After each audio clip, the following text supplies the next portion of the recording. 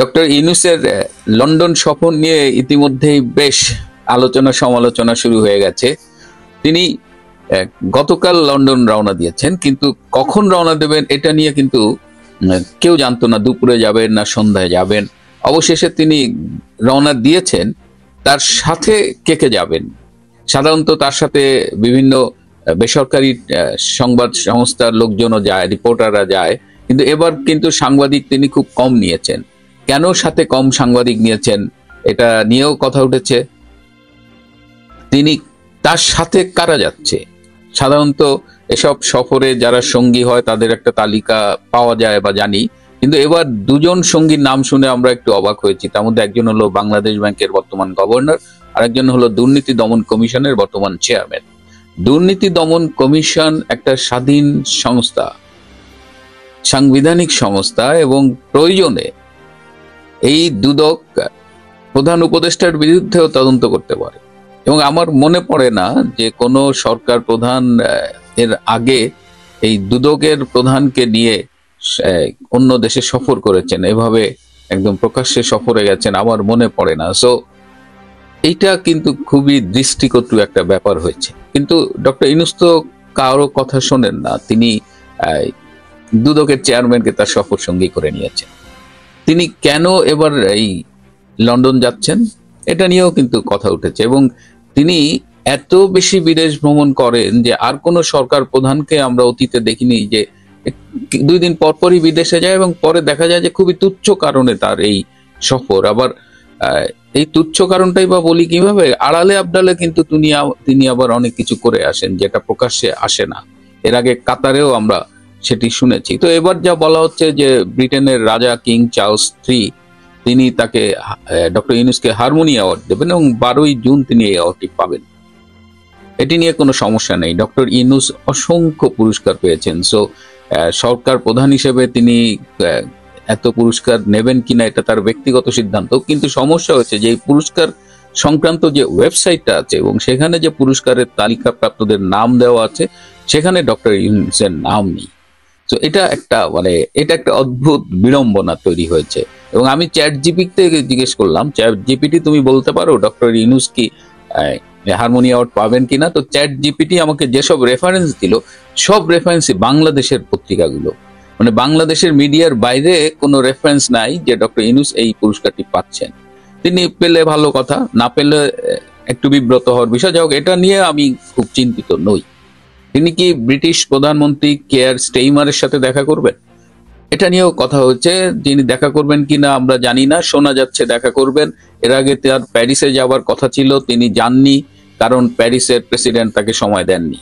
তো ব্রিটিশ প্রধানমন্ত্রী তাকে সময় দেবেন শোনা যাচ্ছে, কিন্তু ব্রিটেনের মিডিয়া এটা নিয়ে হট্টগোল শুরু করেছে। ব্রিটেনের মিডিয়ার ভাষ্য মতে যে কেয়ার স্টেইমারের মতো একজন গণতান্ত্রিক নেতা, একজন মানবাধিকার নেতা, তার কি উচিত হবে ডক্টর ইউনূসের মতো একজন অনির্বাচিত, একজন স্বৈরাচারী এবং একজন জঙ্গির পৃষ্ঠপোষক সরকার প্রধানের সাথে দেখা করা? এটা নিয়ে কিন্তু ব্রিটিশ মিডিয়া খুব সোচ্চার। আরো একটি বিষয় দেখা গেছে যে এই ব্রিটিশ এমপি টিউলিপ সিদ্দিক, যিনি সম্পর্কে শেখ হাসিনার ছোট বোনের মেয়ে, তো সম্পর্ক যাই হোক, টিউলিপ হলো ব্রিটিশ নাগরিক, জন্মসূত্রে ব্রিটিশ নাগরিক এবং ব্রিটেনে অনেকদিন ধরে রাজনীতি করছেন এবং একাধিকবার মন্ত্রী এমপি হয়েছেন, এবার মন্ত্রীও ছিলেন সম্প্রতি। তো এই টিউলিপের বিরুদ্ধে বাংলাদেশের পক্ষ থেকে একটি দুর্নীতির অভিযোগ তোলা হয়েছে। তো টিউলিপের আইনজীবীরা যখন লন্ডন থেকে দুদকের কাছে চিঠি লেখেন তখন দুদক কিন্তু কোনো রেসপন্ড করে না এবং টিউলিপের একটা যে কোনো র্যান্ডাম ঠিকানায় তার নামে চিঠি যাচ্ছে, সেটা কোথায় যাচ্ছে টিউলিপ সেটা জানেও না। সো টিউলিপ চ্যালেঞ্জ করেছে এটা, এবং ইতিমধ্যে রাশিয়ার থেকেও একটি আদালত রায় দিয়েছে যে রূপপুর প্রকল্পে কোনো রকমের দুর্নীতি হয়নি। তারপরেও টিউলিপ এই ডক্টর ইউনূস লন্ডনে আসবেন বলে ডক্টর ইউনূসকে একটি চিঠি লিখেছেন। সেই চিঠির ভাষাটা এত ম্যাচিউরড এবং এত মার্জিত, আমি খুবই মুগ্ধ হয়েছি টিউলিপের সেই চিঠির ভাষাটা পড়ে। এবং টিউলিপ ডক্টর ইউনূসকে আমন্ত্রণ জানিয়েছেন, সবিনয়ে আমন্ত্রণ জানিয়েছেন তার সাথে লাঞ্চ অথবা একটি চায়ের বৈঠকে মিলিত হবার জন্য ব্রিটেন পার্লামেন্টে। এবং সেখানে টিউলিপ আগ্রহ প্রকাশ করেছেন এই যে দুর্নীতির যে কাল্পনিক অভিযোগ এবং সেটা যে একপাক্ষিক এবং সেখানে টিউলিপের কোনো ভাষ্য শোনাই হচ্ছে না, এবং উদ্ভট একজন ব্রিটেন নাগরিকের বিরুদ্ধে অভিযোগ বাংলাদেশে এগিয়ে যাচ্ছে, তার বিরুদ্ধে সম্ভবত গ্রেপ্তারি পরোয়ানাও জারি হয়েছে, অথচ টিউলিপের কোনো ভাষ্য কোনো পর্যায়ে গ্রহণ করা হচ্ছে না। সো টিউলিপ ডক্টর ইউনূসকে আমন্ত্রণ জানিয়েছেন একটি বৈঠকের জন্য। টিউলিপের এই বৈঠকের আমন্ত্রণটিও কিন্তু ব্রিটেনের মিডিয়ায় ব্যাপকভাবে প্রচারিত হচ্ছে, এবং ডক্টর ইউনূস ধারণা করা হচ্ছে ফাটা বাসে পড়েছেন। তিনি যদি টিউলিপের আমন্ত্রণ গ্রহণ করেন এবং টিউলিপের সাথে মিটিং করেন, তাহলে তিনি বাটে পড়বেন, কারণ তিনি টিউলিপের বিরুদ্ধে যে অভিযোগগুলো এনেছেন সেগুলো বানোয়াট, ভিত্তিহীন এবং এতটাই অবান্তর যে এটি নিয়ে আসলে কথা বলতেও ইচ্ছে করে না। আর যদি তিনি টিউলিপের সাথে দেখা না করেন, তাহলে তো তিনি একেবারে বলা যায় যে একেবারে পুরোটাই ধরাশায়ী, এবং সেক্ষেত্রে আমার মনে হয় যে টিউলিপ নৈতিকভাবে আইনগত দিক থেকে অনেক এগিয়ে যাবেন, এবং সেক্ষেত্রে লেবার পার্টির উচিত হবে এই বিষয়টি নিয়ে কথা বলা। এবং আমি তো আশা করি যে ব্রিটিশ প্রধানমন্ত্রী কিয়ার স্টেইমারও এই বিষয়টা নিয়ে কথা বলবেন। এদিকে ডক্টর ইউনূস লন্ডনে আসবেন বলে পুরো ইউরোপের আওয়ামী লীগ সমর্থকদের মধ্যে ব্যাপক উত্তেজনা। তারা অনেকদিন ধরেই আসলে এই দিনটির জন্য অপেক্ষা করছিল যে কবে ডক্টর ইউনূস আসবেন, কারণ আমি শুনলাম যে লন্ডনে অলরেডি 10,000 ডিম আওয়ামী লীগের লোকজন কিনেছে, এবং এটি যদি সিচুয়েশন অ্যালাউ করে তাহলে এগুলো ডক্টর ইউনূসের প্রতি বর্ষিত হবে বলেই ধারণা করা যাচ্ছে। পুরো ইউরোপ থেকে আওয়ামী লীগেরা এসেছে, অলরেডি তারা বিক্ষোভ প্রদর্শন করেছে। আওয়ামী লীগ পুরো গরম, তারা এই স্বৈরাচারী ইউনূস সরকারের বিরুদ্ধে ব্যাপক বিক্ষোভ প্রদর্শন করছে।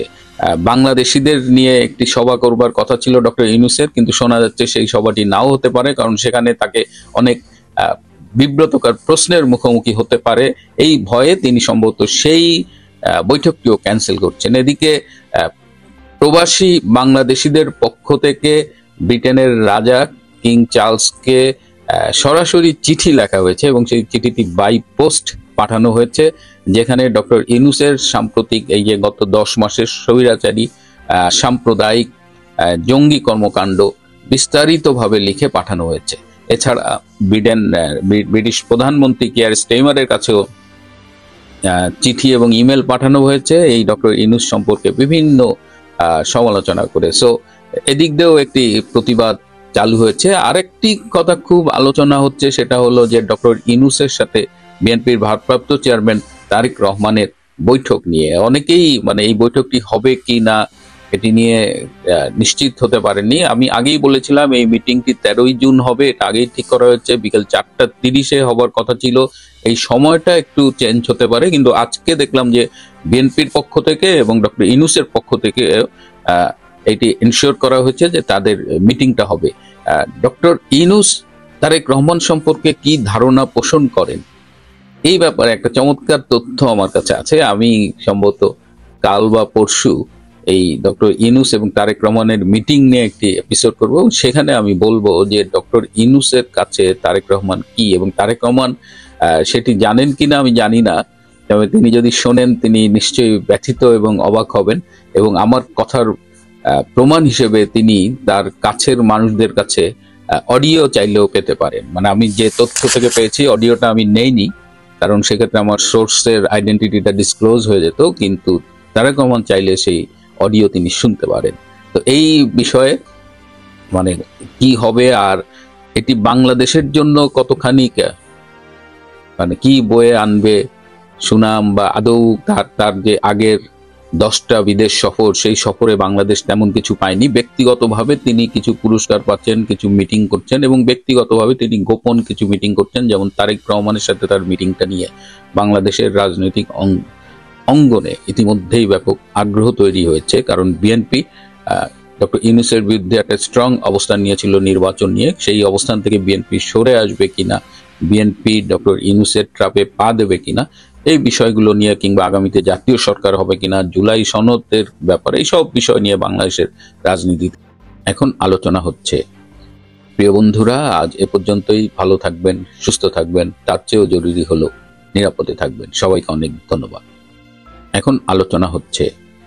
প্রিয় বন্ধুরা, আজ এ পর্যন্তই। ভালো থাকবেন, সুস্থ থাকবেন, তার চেয়েও জরুরি হলো নিরাপদে থাকবেন।